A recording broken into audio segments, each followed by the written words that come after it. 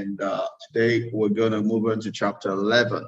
And the title of chapter 11 is just saying that I believe that haters are just confused supporters. You know, just looking at haters, people that seemingly have it in for you, people that seemingly envy you, people that seem to be one of the idols in your part, or, you know, to your wealthy place, you know, and she's looking at it as more like, and this is coming from a quote by Trent, you know, that those that seemingly start standing your way, and it's as people that are your supporters that like what you is going on for you, and maybe it's just that it's not going on for them, and they're supporting you, but they don't know how to support you, as it were, and because whatever you're going through is mystifying them, you know, it makes them to be people that are your haters, because what is going on for you is not in their life, you know. And so in the book starts with this quote by Dr. Maya Angelou, you know, and just trying to talk about what hatred is, right? And Maya talks about that it has caused a lot of problems in the world, but has not solved anyone yet. You see, we were all made to love, not to hate people. Hatred does not solve any problem. Hatred just creates problem in the world. Hatred creates bad blood. You know, I was just sharing with someone yesterday about what marriage is. Our marriage can easily go downhill. You know, in marriage, you expect to be two adults coming together to marry one another. But if you have a case where they're not two adults, then they're pretty much going to be relating out of a reacting level, you know, and what is natural to one that will make that person react will cause the other person to receive it the wrong way and will also react. And the reaction of this other person will make this other one to react. The reaction of this other person will make that one to react. This is going to be a vicious circle that has no end for as long as both of them are behaving like children, right? You know, for a relationship to truly prosper, one person has to choose to be an adult, right? To stop the circle downhill. One person has to choose not to react, but to respond, right? To respond out of a place of maturity rather than keep on reacting, all right? So, and that's what Maya was just telling us here, that hatred has solved no problem, right? It's love that solves problem. It's love that accommodates. It's love that takes us to be able to go upstream. Hatred only takes us downstream, is the easy part, right? And we go on here, and I'm not saying it this clearly, and this is something from the book itself, right? And and I'm gonna take this down so we can read it. It says, at our core, we all yearn for human connection, right? At our very core, we want to be connected. Why? Because connection is relationship. Relationship is what we're created for. Relationship, we say, is life's bottom line. We're created to relate. We're created to relate. And like Peter Drucker would say, everything that takes place in an organization of which a human being is an organization or an organism. Everything that takes place inside of my constituent is all geared towards my helping me to relate with another organism or another person, right? Everything that takes place in my constituent is for the sake of being able to relate with another person, right? If I don't relate, then I am not aligned there to be a flow, right? And if there's not a flow in a stream, then all the debt will gather. And that's what leads to depression. That's what leads to mental sickness. If there's no flow, because we were created to flow, that everything that's taking place in my constituent is flowing to someone else to be a blessing, to be an increase, to cause a change for the good. And if I'm not relating with someone else, I'm not relating with other organism around me, then everything is stilled. Everything is stilled, right? And it is stilled, it's going to produce toxin, and toxin does not help me, right? For us not to go toxic, we need to relate. And relationship, for us to relate, we must have connections, right? And that's what Amy was, just putting together in her book. She says, at our core, we all yearn for human connection, for human relationship, to get a sense of belonging. We yearn for community, whether you be introvert, extrovert, whatever. We were made for connection. We were made for relationship, right? And it says that when you completely stop caring what other people think, that also comes at the price of disconnection from humanity, right? I mean, there are those who get to a place where we stop caring about what people think, right? Then we lose touch. We lose touch with people, right? It's a catch-22, right? We're not supposed to live life worrying about what people think. At the same time, we're supposed to be careful about what people think, right? Because we don't want to be eyesore or a disturbance to others, right? We don't want our life to be controlled by what other people think. At the same time, we want to be a blessing. To be a blessing means that we don't want to cause eyesore or disturbance in other people's life, right? So it's a two-way thing. You don't want to be in a place where you don't care at all about what people think. Then you lose connection. You lose relationship. You lose ability to connect with other people. You also don't want to be a slave to what people think, right? Then you really have no value. You have no self-respect, right? You have no self-esteem for yourself. It's in a balance. That's where God is. Balance. That's where life is. It's not that you're too worried. It's not that you are careless. It's that you're just you. You're just you. Loving yourself, first of all. Then out of the love you have on the inside of you, you want other people to share from that love, right? So there is a price for either being too careful and being careless, right? And that's not great either, right? So what's the solution is what she's saying in terms of relating with other people, right? Is getting the balance, right? And she said, right, that what she's learned in our own journey of life is that anytime you put yourself out there, right, you put your neck out there, you take a risk, right? You tend to want to cause a change. You tend to want to be yourself. Let there be a flow from inside of you, as it were, right? That anytime you do take a risk, and anytime you speak your truth, anytime you step out and do something brave or great or public, it always comes from critics, right? There will always be people that will always criticize you. There will always be people that don't like or are opposed to what you're doing. It's normal, right? For whatever reason, right? Some people do it because they don't like you. Some people do it because they don't like what you're talking about. Some people do it because they're just joining with other crowd. They want to belong to whatever the other crowd is, or whatever their reason is. I mean, there will always be people that seemingly reject or oppose to anything that we stand for, right? And what she said is that as much as she's learned that, and it says pretty much the only way to not get any haters or critics is to not do or say anything in your life. I mean, if you don't do anything in your life, then you probably have nobody hating you, but that's not even true. If you don't have nothing doing in your life, there'll be people then that will say that you have nothing doing in your life. So irrespective of where you find yourself, so someone will always have something to talk about. So you can't allow your life to be ruled by that. You have to live above that. You have to live your life by strong reasons, irrespective of the critics or haters. Find a reason, a strong reason to live your life. Let that be the magnet that is drawing your life, right? Irrespective of the distractions. You have to have a goal. You have to have a target. You have to have a purpose. You have to have a vision.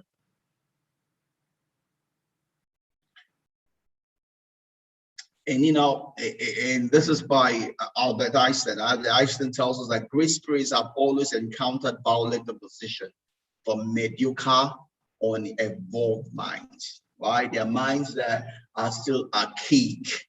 They are minds that are not wanting to grow, right? They don't want to grow, and they don't want other people to grow. They don't want to go to heaven. They don't want other people to go to heaven, right? It's like it's like we say, mediocrity, lost company. They are mediocres and they want other people to join them, right? If it was just that they are mediocres, it's okay. right? It's a choice. Everyone has a right in this life to be whatever or whoever they want to be. But where they also want other people to join them in their mediocrity, that's a problem, right?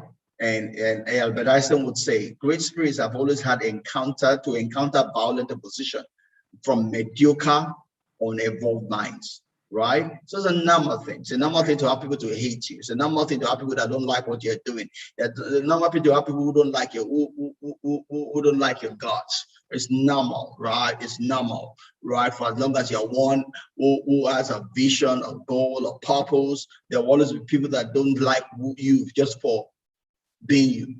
So don't get discouraged. If there are people like that, it's normal. You're not be first, you're not going to be the last.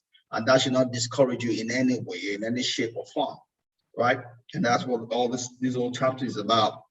And we have my dear pastor in Houston, my Houston church pastor, Joel Holston would say, all of our difficulties in life aren't just setbacks, right?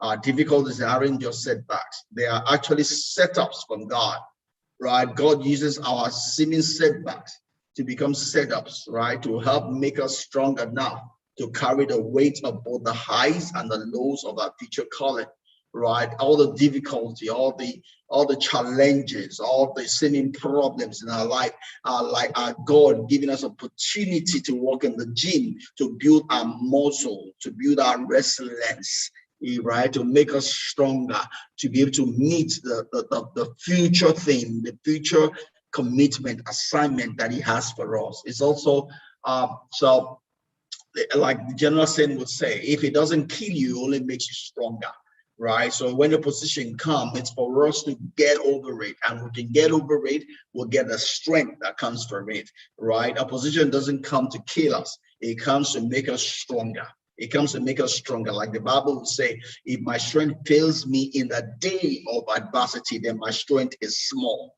right? My strength is small. It's not the opposition, it's my strength, right? I need to ensure my strength can face any adversity, any opposition that comes my way. God's expectation is that I can stand it, because He does not give me more than I can bear. It does not give me more than I can handle. If it comes my way, it's because I can handle it. And when I do handle it, it takes me to a new, greater height. It might not look like I can handle it, but if God in heaven, if God can allow it to come my way, then it's because He knows, even though I don't believe, I don't know, He knows that I can handle it. It might look like something that is too heavy for me. Yes, that's the limit of my own understanding. But if God allows in my way, then I can handle it. I need to rise up to the occasion. It's like God talking to Gideon, the angel talking to Gideon. It says, "Oh, great mighty man of valor." I mean, Gideon did not see himself as a man of valor, right? But God, who knew what He deposited inside of him, He saw his strength and called out his strength. Gideon had to rise up to that occasion. Yes, and he rose up to that occasion. His rising up did not disappoint him, because there is something God saw with him. That's why God came to him, and God allowed that particular season of life to come his way, because He knew he can handle it. Our job is to believe God. Our job is to agree with God. Our job is not to follow the way we feel or what we think or what we see, right? Our job is to believe God, that there's a God in heaven. If He allows this to come my way, then He knows, He believes that I can handle it, right? And it's up to me to rise up to the occasion of life. Because if it came my way, then I can handle it. I have everything to handle anything that comes my way. Because if it came my way, means that I can handle it. If it doesn't come my way, then maybe I can't handle it. Maybe I don't have the grace. But if it came my way, right? Not that I went out of my way to get it. It came my way means I can handle it. That's what heaven is telling me. Heaven only allows things into my life that I can handle. Right? If it didn't come my way, then maybe I don't have the grace for it. If it came my way, then it's because I have the grace to handle it. It's up to me to believe heaven. It's up to me to trust heaven. It's up to me to rise up to the occasion of life. And we'll see Napoleon Hill, following that. And, I love this quote, Napoleon Hill tells us that every, not some, adversity, every failure, every attack carries with it the seed of an equal or greater benefit, right? For every adversity, for every failure, for every attic, there is a seed. There's a seed of something that is greater, benefit. Hidden in every seeming adversity, hidden in every seeming failure, hidden in every seeming attic is a benefit.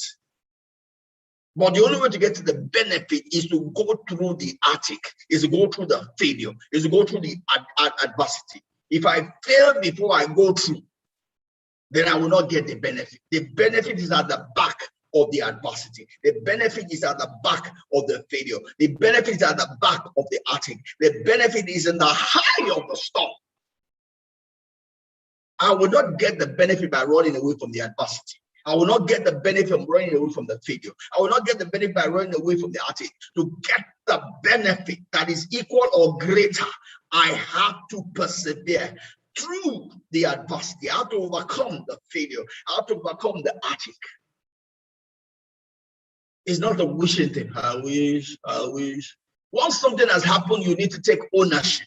Now this is my situation. There's no I wish anything. I wish is of the devil. It's not of God. I wish it's not of the God. It has happened, it has happened. You face it. You own your journey. You own your pilgrimage. You own your journey. You own your pilgrimage. That's the only way of life. I wish is the key to depression. It has happened. There's no second guessing about it. There's no second whatever. I wish is not of God. It has happened. Hold it and handle it. In handling it, then you get the benefit, because there's something behind the adversity. There's something behind the failure. There's something behind the attic, which is equal or greater in benefit to you. And Heine continues in her book and tells us what else she's learned. She said she's learned that the more brave or successful you are, the more other people seem to think you are not human like them and that you don't have feelings. So when we start showing our bravery to handle the different challenges that come our way, people see us as superhuman. People see us not from this world, but we're all from here. Just some people decided to stand strong. Some people decided to stand for something. Some people decided not to follow the crowd. Some people decided to pay the price. Yes, maybe we're truly not from this world, because when I pay the price, then I am superhuman. I am from heaven. I belong to the way. But the thing is that it's open to every one of us. We just need to pay the price. There's a price to pay to separate yourself for success, for glory, for wealth, for prosperity, for heaven.